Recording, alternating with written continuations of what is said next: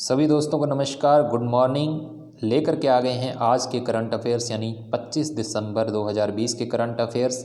चर्चा कर लेते हैं। स्टडी शॉर्ट में आपका हार्दिक स्वागत है। मैं हूं सुखदेव कंबोज। बिना टाइम वेस्ट किए चलते हैं हमारे पहले क्वेश्चन पर।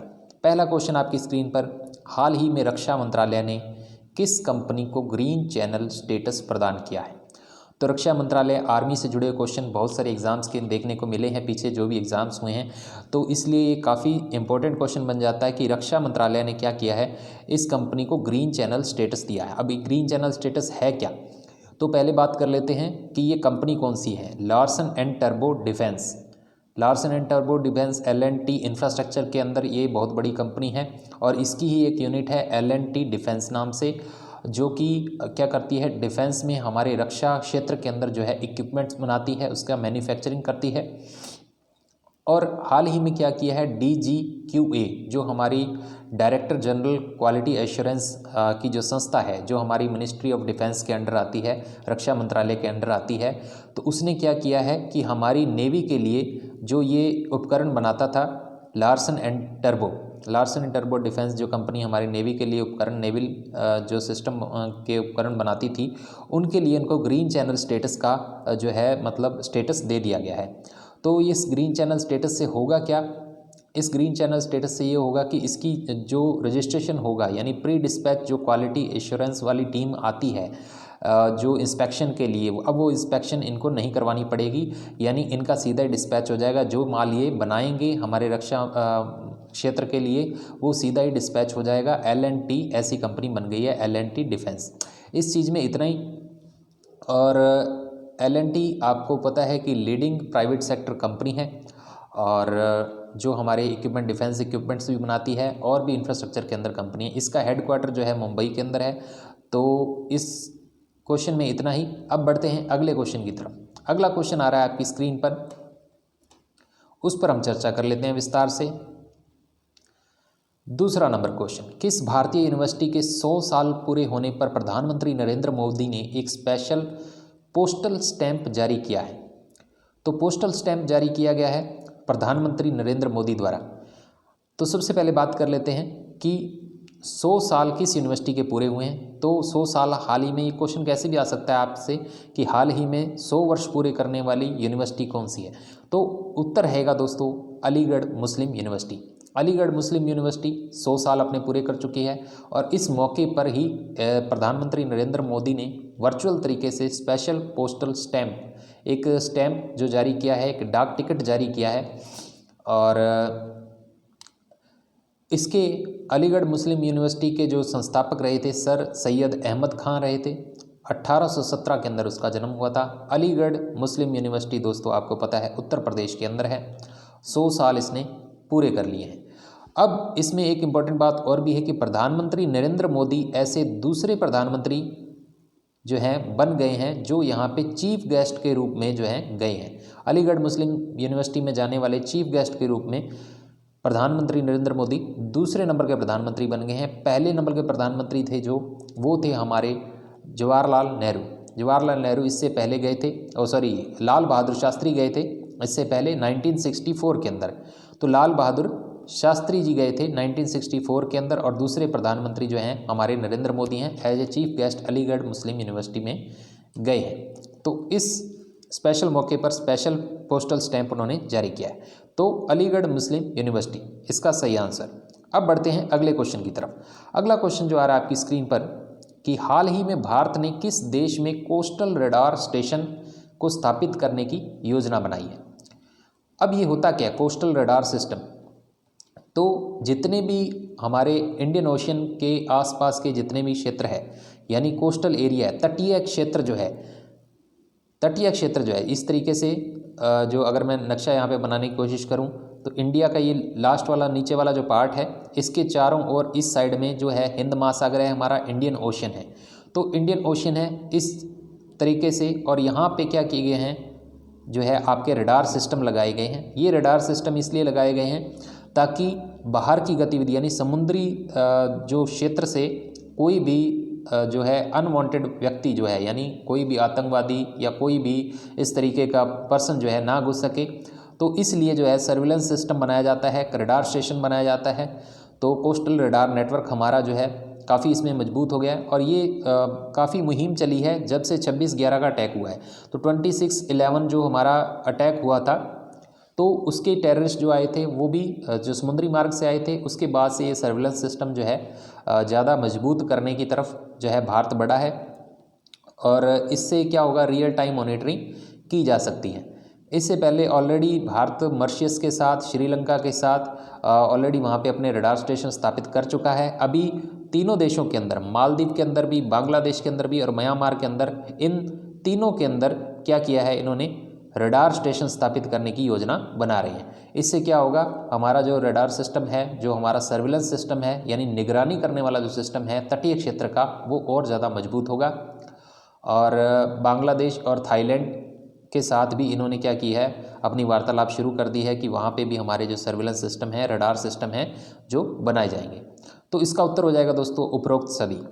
अभी बढ़ते हैं अगले क्वेश्चन की तरफ। अगला क्वेश्चन आ रहा है आपकी स्क्रीन पर, हाल ही में किस संस्था द्वारा कोविड-19 वैक्सीन मार्केट डैशबोर्ड लॉन्च किया गया है? तो ये काफ़ी इंपॉर्टेंट क्वेश्चन है क्योंकि कोविड-19 से रिलेटेड बहुत सारे क्वेश्चन बन रहे हैं और आपको ध्यान रखना है कि आने वाले सभी एग्जाम्स के अंदर कोविड-19 के क्वेश्चन जरूर बनेंगे। तो चर्चा कर लेते हैं इस पर कि कोविड-19 वैक्सीन का मार्केट डैशबोर्ड, अब ये क्या चीज़ है? यूनिसेफ ने दोस्तों, यूनिसेफ संस्था है, इसका आंसर रहेगा यूनिसेफ। यूनिसेफ संस्था है यूनाइटेड नेशन चिल्ड्रन फंड, जो ये काम करती है इंटरनेशनल लेवल पर। इन्होंने क्या किया है, एक डैशबोर्ड जो है, ऑनलाइन डैशबोर्ड जो है एक लॉन्च किया है। ये वैक्सीन मार्केट डैशबोर्ड होगा कोविड-19 का। ये करेगा क्या, जितने भी कोविड-19 की वैक्सीन बन रहे हैं ऑल ओवर वर्ल्ड, उनकी क्या करेगा, निगरानी रखेगा, उनमें कितना प्रोग्रेस हो गई है और किस स्टेज पर वो काम कर रहे हैं। ये सारी चीज़ें जो हैं इस पर जो है रियल टाइम के अंदर इसकी मॉनिटरिंग होगी और बाद में इसको और भी जोड़ा जाएगा कोवैक्स नाम से। आपको कुछ दिन पहले हमने डिस्कस किया था कि कोवैक्स नाम की एक मुहिम चलाई गई है, कोवैक्स नाम से इंटरनेशनल लेवल पे, जो कि ये तय करेगी कि जब वैक्सीन तैयार हो जाएगी, एक्चुअल में वैक्सीन तैयार होगी, तो उसकी कैसे सरल तरीके से उसका डिस्ट्रीब्यूशन सिस्टम और उसका जो मैन्युफैक्चरिंग है और हर चीज़ का पहलू ये है, कोवैक्स जो अभियान है ये देखा जाएगा।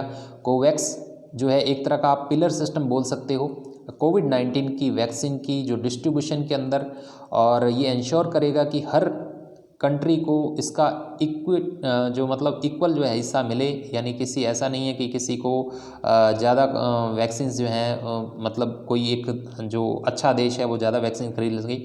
तो कोविड-19 की महामारी हर जगह फैली हुई है, तो ये इक्वलिटी सिस्टम लाने के लिए कोवैक्स नाम से जो है फैसिलिटी दी गई है इंटरनेशनल लेवल पर। और इसका एक लक्ष्य भी है दोस्तों, इसका लक्ष्य है कि 2021 तक के एंड तक क्या होना चाहिए कि 2.2 बिलियन वैक्सीन जो है वो बन जानी चाहिए। 2 बिलियन वैक्सीन का लक्ष्य रखा है कोवैक्स नाम के अंडर में। तो कोवैक्स को आप जरूर याद रखिए कि कोवैक्स नाम से आपके क्वेश्चन 101% जो है बनेगा। तो कोवैक्स एक ऐसी फैसिलिटी है, एक ऐसा प्लेटफॉर्म है जो इंश्योर करता है कि जब कोविड-19 की वैक्सीन आएगी उसका अच्छे से कैसे डिस्ट्रीब्यूशन हो और इक्वली कैसे डिस्ट्रीब्यूट हो सभी जो कंट्रीज़ के बीच में। तो यहाँ पे कोवैक्स नाम का जो क्वेश्चन ये हमने डिस्कस कर लिया। कोविड-19 वैक्सीन की जो मार्केट डैशबोर्ड जो है वो लॉन्च किया है यूनिसेफ ने। तो दोस्तों यूनिसेफ जो है आपको पहले मैं बता चुका हूँ, यूनाइटेड नेशन चिल्ड्रन फंड जो इंटरनेशनल लेवल पे काम करता है। ये डैशबोर्ड क्या करेगा, कोविड-19 से जुड़े जितनी भी रियल टाइम डेटा है वो क्या करेगा, ऑनलाइन आपको दिखाता रहेगा। अब बढ़ते हैं अगले क्वेश्चन की तरफ। अगला क्वेश्चन आ रहा है आपकी स्क्रीन पर, विदेशी कंपनियों के लिए इनफाइनेंस इंडिया, सॉरी ये थोड़ा मिस प्रिंट है, इस तरीके से पढ़ें इसको, विदेशी कंपनियों के लिए इनफाइनाइट इंडिया नामक ऑनलाइन प्लेटफॉर्म शुरू करने वाला देश का प्रथम बैंक कौन सा बन गया है? तो दोस्तों देश का प्रथम बैंक, मैं आपको पहले भी बता चुका हूं कि देश का प्रथम बैंक, जो भी चीज़ें प्रथम होती हैं वो इम्पोर्टेंट होती हैं।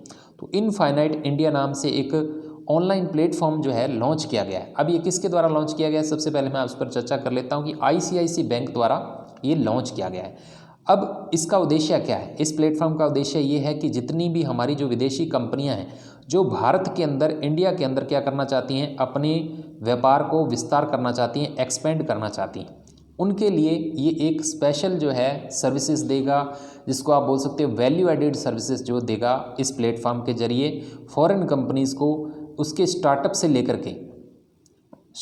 लेकर के शुरू से लेकर के उसके पूरा जो बिज़नेस साइकिल होगा, यानी उसका बिज़नेस कैसे कैसे जो है आगे बढ़ेगा, उस हर साइकिल के हर स्टेप पर ये क्या करेगा, इनफाइनाइट इंडिया नाम का जो प्लेटफॉर्म है उनका ऑनलाइन, ये उनको असिस्ट करेगा, यानी उनको हेल्प करेगा, जिसमें वो वैल्यू एडेड सर्विसेज देगा, वो स्पेशल सर्विसेज देंगे फॉरेन कंपनीज़ को। तो ऐसा करने वाला, इससे क्या होगी, फॉरेन कंपनीज़ और ज़्यादा से ज़्यादा जो इंडिया के अंदर अपना एक्सपेंशन चाहेंगी, आना चाहेंगी, तो अपने आप में काफ़ी इंडिया के लिए अच्छी बात है। तो इनफाइनाइट इंडिया नाम का प्लेटफॉर्म लेने वाला जो प्रथम बैंक देश का बन गया है वो ICICI बैंक बन गया है। तो अच्छा इनिशिएटिव इसने लिया है, और ICICI बैंक एक बहुत अच्छा बैंक है, आपको पता है, और इसका हेडक्वार्टर मुंबई के अंदर है दोस्तों। 1994 के अंदर ये जो है स्थापित हुआ था, इसका हेडक्वार्टर है मुंबई के अंदर। तो बैंकिंग के अंदर जनरल ऐसे क्वेश्चन पूछे जाते हैं कि इसकी स्थापना कब हुई, इसका मुख्यालय कहाँ है, तो ICICI बैंक का मुख्यालय है मुंबई के अंदर, इसकी स्थापना हुई है दोस्तों 1994 के अंदर। फिलहाल जो इसके MD हैं वो है संदीप बख्शी जी। और टैगलाइन बहुत बार पूछी जाती है बैंकिंग के एग्जाम में, तो मैं आपको बता देता हूँ ICICI बैंक की जो टैगलाइन है वो दोस्तों है, हम है ना ख्याल आपका, हम है ना ख्याल आपका, हम है ना ख्याल आपका। सॉरी यहाँ पे सही से लिखा नहीं जा रहा, ख्याल आपका। तो ये इसकी टैगलाइन है, तो आप इसको याद रखिए। आंसर हो जाएगा इसका ICICI बैंक। अब बढ़ते हैं अगले क्वेश्चन की तरफ। अगला क्वेश्चन जा रहा है आपकी स्क्रीन पर। NPCI की ताज़ा रिपोर्ट के अनुसार UPI ट्रांजैक्शन के मामले में कौन सा बैंक जो है प्रथम स्थान प्राप्त किया है उसने, यानी क्वेश्चन ये है, UPI आपको पता है जैसे फ़ोनपे है, गूगल पे है, ये सारी क्या करते हैं, UPI payment unified payment interface, यानी डायरेक्टली आप अगले के खाते में पैसा भेज देते हो, जस्ट एक आप फ़ोन नंबर चाहिए होता है, आपको और कुछ नहीं चाहिए होता है। तो ऐसे प्लेटफॉर्म जो हैं काफ़ी हैं, आपको पता है पेटीएम भी ऐसा करवा रहा है, और UPI पेमेंट भीम ऐप है, फ़ोनपे है, गूगल पे है, ये सारे क्या हैं UPI प्लेटफॉर्म। अब व्हाट्सएप भी आ गया है इसके अंदर। तो UPI प्लेटफॉर्म, अब UPI ट्रांजैक्शन जो हो रही हैं उनके मामले में प्रथम स्थान किसने हासिल किया है। पहले बात कर लेते हैं NPCI की। NPCI दोस्तों क्या है, national payment corporation of India. National payment corporation of India, इसको जो बनाया गया था कंपनी एक्ट 1956 के अंडर में बनाया गया था, और 2008 के अंदर इस्टेब्लिशमेंट हुआ था। अब ये national payment corporation of India करता क्या है, देश में जितनी भी पेमेंट का आदान प्रदान होता है, यानी ट्रांजैक्शन होता है, उसकी निगरानी करता है NPCI। जैसे UPI पेमेंट हो गई या अदर ट्रांजैक्शन हो गई, तो उसके अंडर में जैसे जितने भी कार्ड, कुछ एक स्पेशल कार्ड जो रुपए कार्ड नाम से लॉन्च किया गया था, वो भी NPCI प्लेटफॉर्म के अंडर किया गया था। तो ये गवर्नमेंट का ही एक इनिशिएटिव है, इसका हेडक्वार्टर मुंबई के अंदर है। अब इसने एक ताज़ा रिपोर्ट जारी की है, उसके अंदर UPI की जो ट्रांजैक्शन है उस मामले में, यानी सबसे ज़्यादा UPI की ट्रांजैक्शन किस बैंक के माध्यम से हुई, ये क्वेश्चन आपसे पूछा गया।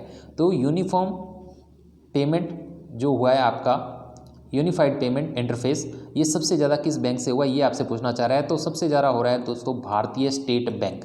अब भारतीय स्टेट बैंक ने सबसे ज़्यादा, ये रिमीटर बैंक है। रिमीटर बैंक कौन सा होता है, रिमीटर बैंक होता है भेजने वाला, पैसा भेजता है जो बैंक। ऐसे मामले में जो है भारतीय स्टेट बैंक से सबसे ज़्यादा पैसे UPI के थ्रू भेजे गए हैं, तो इसने प्रथम स्थान हासिल किया है। और अगर दूसरे स्थान पे बात करूं तो एक्सिस बैंक है, तीसरे स्थान पर HDFC बैंक है। इसके साथ में एक डेटा और निकल के आया है कि TD यानी टेक्निकल डिक्लाइन, जैसे आप पैसा भेजते हो UPI के थ्रू, जैसे मान लो आप फ़ोन पे करते हो, तो कई बार क्या आता है, एरर आ जाती है। तो एरर, सबसे कम एरर किसने दी है, टेक्निकल डिक्लाइन सबसे कम किसका है, PPBL का है दोस्तों, PPBL। तो ये भी क्वेश्चन आपका आ सकता है अगर आप बैंकिंग एग्जाम दे रहे हो। तो सबसे लोएस्ट टेक्निकल डिक्लाइन जो है, सबसे लोएस्ट एरर देने वाला है PPBL। अब PPBL है क्या, ये फ़ोन पे पेमेंट बैंक ही है दोस्तों, और सॉरी फ़ोन पे नहीं, अपना जो है Paytm payment bank limited, Paytm payment bank limited. तो ये इसका सबसे ज़्यादा जो है एरर कम है, तो ये आप याद रख सकते हैं। अब फिलहाल जो NPCI का जो ताज़ा रिपोर्ट है, उसके ट्रांजैक्शन UPI के मामले में सबसे ज़्यादा पैसा भेजने वाला बन गया है भारतीय स्टेट बैंक। अब बढ़ते हैं अगले क्वेश्चन की तरफ। अगला क्वेश्चन आ रहा है आपकी स्क्रीन पर। भारतीय पुरुष हॉकी टीम ने वर्ष 2020 की अंतर्राष्ट्रीय हॉकी फेडरेशन की फाइनल रैंकिंग में कौन सा स्थान जो है वो हासिल किया है। तो दोस्तों बात कर लेते हैं रैंकिंग की। तो 2020 की अंतर्राष्ट्रीय हॉकी फेडरेशन, जिसका जो इंग्लिश के नाम है FIH, नाम तो इसका FIH है लेकिन फुल फॉर्म इसकी है इंटरनेशनल हॉकी फेडरेशन। तो हॉकी की ये अंतर्राष्ट्रीय संस्था है जो जैसे BCCI है अपने क्रिकेट के अंदर, तो ये जो है इंटरनेशनल हॉकी फेडरेशन है। तो ये क्या करती है, रैंकिंग इसने 2020 की फाइनल रैंकिंग जो है इसने लॉन्च कर दी है। उसके अंदर भारतीय हॉकी टीम की, पुरुष हॉकी जो टीम है उसकी रैंकिंग जो है वो डिसाइड की है। तो उसके बारे में बात हो रही है कि कौन सी रैंकिंग आई है। तो भारत के जो पुरुष हॉकी टीम है उसको मिली है चौथा रैंक, जबकि जो महिला हॉकी टीम है, महिला हॉकी टीम उसको मिली है 9th। तो यहाँ पे मैं दोनों क्वेश्चन कवर कर लेता हूँ कि पुरुष हॉकी टीम जो है उसकी रैंकिंग जो है इंटरनेशनल लेवल पे जो फाइनल रैंकिंग 2020 की वो है दोस्तों 4th और महिला की है 9th। तो इसके बाद अगर मैं फर्स्ट पोजीशन पे बात करूं तो फर्स्ट पोजीशन आई है जो बेल्जियम की टीम ने फर्स्ट पोजीशन इस पे बनाई है पुरुष क्षेत्र में। पुरुष हॉकी टीम के अंदर बेल्जियम फर्स्ट नंबर पर है, जबकि नीदरलैंड जो है वुमेन के क्षेत्र में फर्स्ट नंबर पर है। तो ये थी खेल जगत से जुड़ी हुई जो जानकारी यानी करंट अफेयर्स उसका बन रहा था, और काफ़ी इम्पोर्टेंट भी, क्योंकि आते रहते हैं क्वेश्चन खेल जगत से भी। और इंटरनेशनल हॉकी फेडरेशन की हमने बात की। इसके प्रेसिडेंट फ़िलहाल जो हैं डॉक्टर नरेंद्र ध्रुव बत्रा हैं, और इसका हेडक्वार्टर जो है स्विट्ज़रलैंड के अंदर है। अब बात करते हैं राष्ट्रीय किसान दिवस की। राष्ट्रीय किसान दिवस जो है किस दिन मनाया जाता है, ये आपसे पूछा गया है। तो सबसे पहले मैं बता देता हूँ कि राष्ट्रीय किसान दिवस जो है दोस्तों वो मनाया जाता है 23 दिसंबर को। 23 दिसंबर इसका सही उत्तर है। अब ये नेशनल फार्मर्स डे क्यों मनाया जाता है, क्योंकि ये किसानों के सम्मान में मनाया जाता है। किसानों का क्या कंट्रीब्यूशन है अपने देश के अंदर, कि किस तरीके से GDP के अंदर इनका क्या कंट्रीब्यूशन है, ये सारे को सेलिब्रेट करने के लिए जो है वो मनाया जाता है। लेकिन इसके साथ मेन जुड़ी हुई बात जिसके कारण ये मनाया जाता है वो है दोस्तों चौधरी चरण सिंह, जो हमारे भूतपूर्व जो थे PM थे, पूर्व राष्ट्रपति थे, प्रधानमंत्री थे, जो हमारे देश के 5वें प्रधानमंत्री रहे हैं।